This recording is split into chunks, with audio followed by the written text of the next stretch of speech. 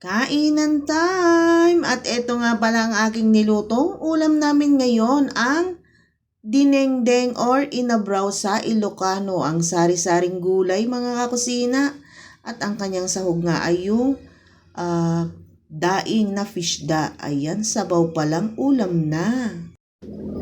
Maggugulay tayo ngayon kahit napakamahal ng gulay. Ayan ang aming ulam ngayon mga kakusina, at saka pritong fishda. Ayan, isang pirasong longta, 3 pirasong okra, itong kamote, 1 piraso, ito kamote tops, sigarilyas, at itong kalabasa, dahon ng kalabasa. Yan ang paghahalo-haluin ko mga kakusina para meron kaming ulam ngayon.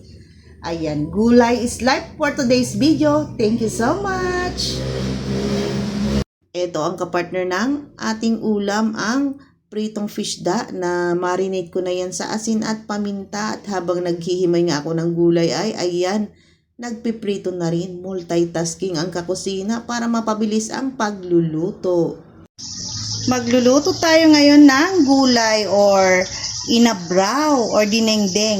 Ayan, tawag sa Ilocano. Ayan, meron dito kamote, okra, eggplant, sigarilyas, talbos ng kalabasa, at saka ito kamote tops. At syempre meron tayong daing na pansahog, meron ding kamatis, sibuyas, bawang at luya. Ayan, tsaka bagoong. Ayan lang ang ating paghahalo-haluin sa kumukulong tubig. Ay masarap na mga kusina. Nagpakulo nga pala ako dito ng tubig. Sinabay ko nang ilagay yung bawang, sibuyas, luya, kamatis, at tsaka yung kamote, and then yung pansahog na daing. Baliktarin muna natin itong pinipritong fishda, baka masunog na. Tsaka natin babalikan yung ating pinapalambot na kamote. Ayan, at malambot na nga ang kamote mga kakusina, kaya ahunin ko muna itong ating nag-iisang daing na pansahog sa ating gulay para hindi siya madurog mamaya pag linagay ko yung ibang gulay. Ready na rin hanguin itong piniprito kong fishda, baka naman masunog, sayang. Ayan, crispy na ang aking pagkakaprito ng fishda na to. Ayan, at ituloy na natin itong linuluto natin na para sa gulay. Maglalagay ako dito ng bagoong. Ayan, konting bagoong lang ang linagay ko mga kakusina dahil maglalagay pa tayo ng pampalasa. Ayan, naglagay na ako dito ng mga gulay. Ayan, sinabay-sabay ko na yung gulay, pera yung mga dahon-dahon dahil mabilis lang yun maluto. Papakuliin natin ito ng para maluto na yung ating gulay. Tatakpan ko lang ng saglit.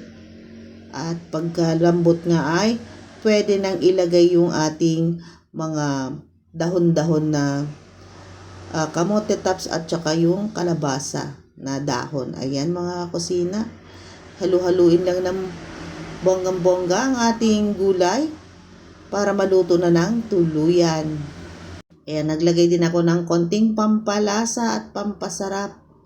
Minagikan ko na para lalong sumarap ang ating gulay. Yung sabaw pa lang ay ulam na. Ayan, halo-halo lang. Mabilis na itong maluto mga kakusina dahil dahon-dahon lang naman yung ating nahuling gulay na linagay. Papakuliin ko lang ito and then pwede nang hanguin. At luto na nga mga kusina. Ito nga hinahango ko na para makakain na. Mas masarap kumain ng gulay pag ganyang mainit-init pa ang sabaw. Kaya kainan na mga kakusina, hanguin ko lang to para makakain na kami ng aking junakis. Grabe ang amoy ng aking nilutong gulay, nakakagutom, ang bango-bango ng kanyang amoy. Ayan, iibabaw ko lang yung daing na sahog ng ating gulay. At ayan na nga mga kakusina, ready na ang ating masarap na pananghalian. Tara mga kakusina, kain na po tayo!